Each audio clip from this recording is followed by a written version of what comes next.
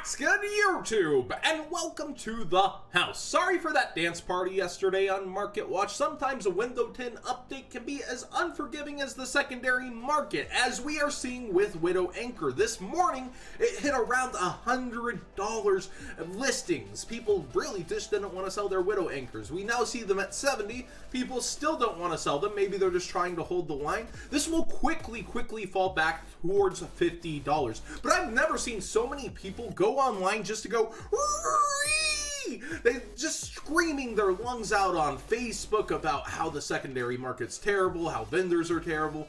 This was partly natural. A lot of people want to buy Sky Strikers. Now, the listings and this price are what are unnatural. The independent listers deciding to make a price and hold the line, quote unquote. But we already see that line being broken. Canada, this will get to you in time for the WCQ, around $50, $58 brand new listing. Yes, they should still be here. Yes, they are still here as we refresh the tab. And maybe they'll sell after this video. That's the thing about Market Watch sometimes. It's a lot of people looking at 6 total results for a card on eBay after a buyout. It happens. But the thing is, this will quickly fall back towards 50 overall on the market. And here's my reasoning. This is not played in every variant of Sky Strikers. A lot of things, like the pure Sky Strikers, yes, you're gonna need this. But if you're playing something like a Sky Striker engine, you'll be playing 3 Hornet, 3 Engage, and that's likely it.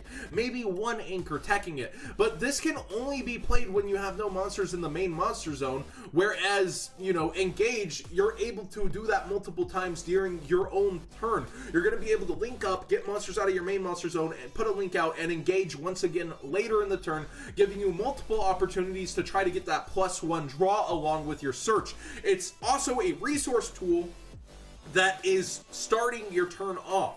You're able to search your deck for what you need. It's an enabler. Whereas this is a reactive card, which decks do need reactive cards. It's just not Engage. It's not as good. Now, this $100 price point on Engage is also not really there. If we go over to eBay, we actually see it around the $95 price point. Yes, it says EN, even though it's the wrong picture. We then see a $97 Engage over here, $98, quickly going up to actually meet that TCG Player price. But if we look at the best-selling cards over here on TCG Player, we see Toon Table of Contents, a pretty good buy at $2 for a super.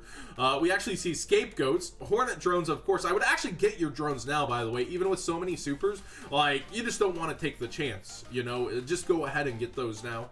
And we see all sorts of stuff like these came out way cheaper than we thought they would. $1.50 for Kagari. We see 50 cents on Ray. Like, it's really easy to get the cards that you might want. 10-cent Armageddon Knights. Everything's so cheap from the rest of the set because guess where the load is? It's on the top heavy cards. So you actually have a ton of amazing great cards you could go for right now for super dirt cheap thanks to these cards. And these cards will fall down over time after the WCQ is over. We do have the 200th on the horizon, but a lot of people are going to sell this away that aren't going to the 200th. But yes, we will have one of the best competitive seasons coming up in our off season than we've ever had before, but still, we'll see them fall off after the WCQ when nobody's playing for a month and a half and are freaking out about, oh man, there's a ban list coming, that kind of stuff. All of course, speculation. Here's what you do. Gokis complain Naturia Beast. You complain about the Sky Strikers. Counter them. Yes, I didn't win the dice roll. Oh man, Naturia Beast sucks. I didn't win. You're gonna still go first multiple games. You're gonna be able to put in your deck and side out your bricks depending on if you know you're going second. And Naturia Beast is a card that just automatically shuts them down if they're not playing Kaijus. You can get it to your main monster zone so that it can't be slurped by Chimera Tech. You have so many different options, and that's why this price stabilized so well. Even though it was being used in a previous meta, there were still Sky Strikers on the horizon, and you have ways to be able to make this in your decks for relatively low amounts of bricks, and it's somewhat budget right now. So if you're playing Goki Nightmare, something to consider. Another thing that can actually help make it as a level 4 Earth, Retaliating Sea is going up right now. You have very, very budget options. 13 cents. The Paz Joker Games. Hey, shout outs to the old school. Has 18 of these. You could buy them all. You know, it's super budget. Your whole team can have Retaliating Seas for $2. But we see the super rare going up. It is good in the OCG. You're able to activate the Sun Hornet. Hornet's going to get banished. They're going to lose spells, and they're going to have to deal with this. But we don't have a Max C to search like the OCG. Press F for Max C. But it's definitely really good in the OCG because of Max C. But it's also an option just to banish their spells, make them take care of it, and stop comboing off in main phase 1. Still, though, it's rough because it's only going to stop so much of what they're going to do. It's still good, though, overall. I don't know how much we'll actually see it played, but it is a decent option and choice. Ghost Belle and Haunted Mansion is doing the slow creep up, and here's why. It stops cards that Called by the Grave wouldn't, such as Soul Charge, Reborn on your opponent's graveyard, that kind of stuff. Ghost Belle is able to come down and stop that, and people really like having that option. It's doing the slow creep. Every single Ghost Sister, I feel like, had a point where it surprised us and spiked hard on the market, and we didn't see it coming. And there's only 20 prices right now. She's one of the shorter prints, the three being the top. Weird. Even the one of Ibli finally coming down a little now, because not everyone's playing Nightmares, and not everyone's concentrating on Nightmares so much. A lot of people are playing Nightmares, but not everybody. And such as Altergeist players, which we're actually about to get to. But Ibli definitely is a one-of in those decks, and it's not an extra deck access monster, so, you know, it's not going to demand prices such as Borreload, Saryuja, etc., even being shorter in the set. But Ghost Belle, it's interesting that it's doing the slow creep up, something to consider if you have been thinking about it, but not jumping. You definitely want to consider this harder, because it's just doing that slow creep on up. Altergeist are actually down in price right now despite amazing news. They are now with their OCG text for Hextia and Manifestation. That's amazing news. The deck just got decently better. I'll link this article down below and you'll be able to read the changes yourself. But that's a huge buff, and apparently the cards will be coming out in Battles of Legend or something like that for the updated text. So just in time for the WCQ, just in time for the official text to be updated for us to play the biggest tournament of the year. And I get not everybody likes the Altergeist, like a lot of people didn't like Paleozoic, right? Like not everybody wants to play traps, play slow. Some people want to combo off, they want to pop off, but like Altergeist are another real deck, and you can pretty much pick up the whole deck core right here for the price of an Engage.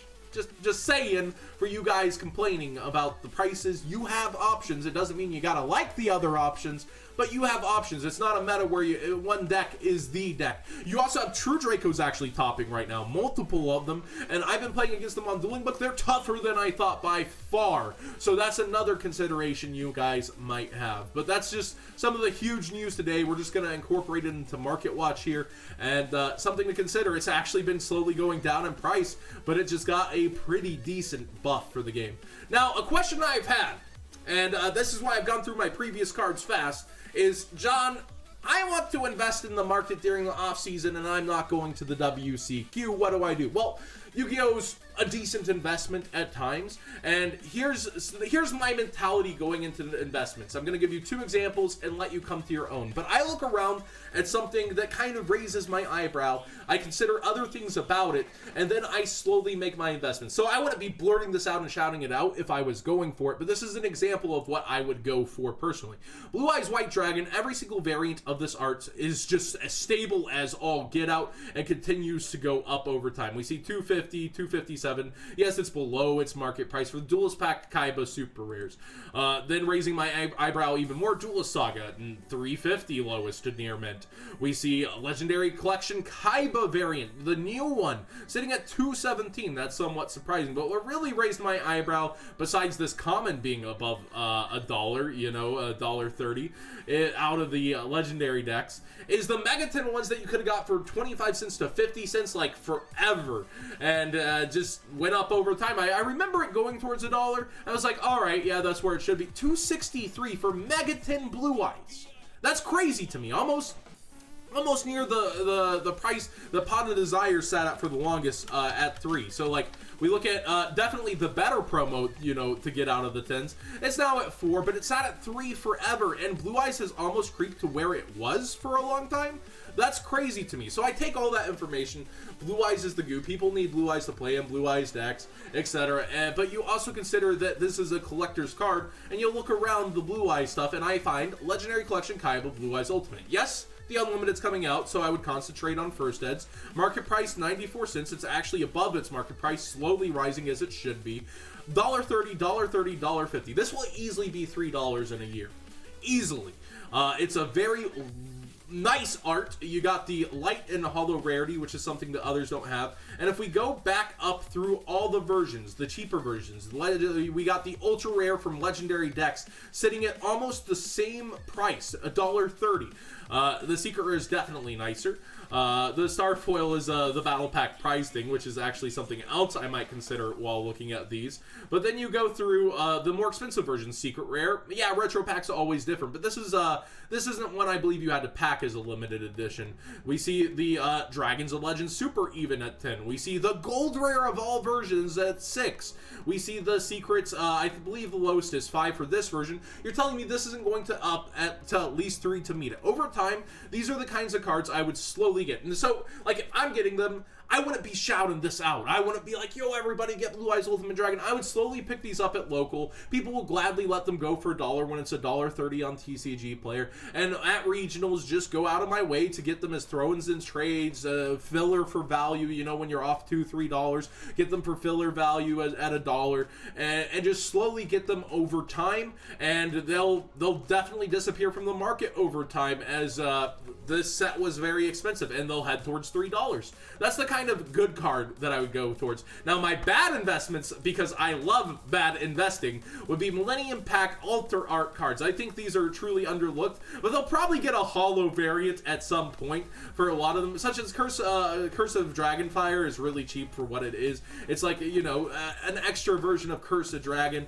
I would get this fusion. I would be going for things like the Alter Arts mainly, though. Like, I would be going for, and I would definitely get tons of Black Skull Dragon commons. But a lot of cards in this set I would go for. Like, so the Alter Art for Thousand Dragon, something I would be getting info of. Celtic Guardian, Gaia the Fierce Knight. All these Alter Arts are something I would highly consider. I think there's a Flame Swordsman too. But these Alter Arts are their first introduction to the game. They haven't been looked at again by Konami. Yes, we could see them like in some kind of legendary collection in the future, but all these Alter Arts I think are highly, highly undervalued and are things that I would be going for. That would be my bad investing tip. But at the same time, boxes of Millennium Duels, despite Left Arm being reprinted, there's only 2 on market at ridiculous price points versus market price. And yes, these packs were like $1 a piece, but I definitely feel like those Alter Arts are a collector's item that are highly undervalued and one day could be valued. But when I look at investments like this, if you're noticing, I go super cheap so that my profit margin can be huge, or if I have to sell out over time, you know, I don't take a big loss either. So kind of look at trending things around, notice the things around you, and kind of make decisions based off that, or just go directly towards the trending thing the next time it happens, since you know all these Blue Eyes variants over time have gone ridiculously up. I never thought I would see the Megaton anywhere near $3, but it continues to rise, and it is pretty crisp. People love this original art of Blue Eyes. So that's how I would kind of approach the market. Go for more collector things, but maybe underlooked, undervalued collector things. If you're truly thinking about, I want to trade my stuff, but I still want to have Yu-Gi-Oh cards, what do I get? What do I go for long term? This is how I would do it. So sorry for rushing the other cards, but I really wanted to get to this conversation with you guys because I do have a lot of experience here. This is what I did for my living and life for like 8 years of my life. So this is kind of how I approach things, but you're holding on to it long term. Turnover rate is also something to consider, and how long you can personally hold on to cards and keep them is another factor as well. I'm fine keeping things for like ever and just making my money elsewhere and trying to create value that doesn't necessarily need a turnover rate. A lot of you guys don't have that luxury where you can like spend 100 on Blue Eyes Ultimates and then hold on to them for a year. A lot of people aren't gonna do that, you know, and it could not even pay off. But like that's where I try to focus when I do it. I would rather get 100 Blue Eyes Ultimate Dragons than like one meta card and try to like flip it real quick. That's just my approach to things. I like to have long-term investments. A along with my short term, if that makes sense. And I think that's the next level a lot of you guys are reaching that watch Market Watch. Thanks for watching. Give it a thumbs up if you enjoyed this more in-depth look at how I would operate if I was still buying and selling.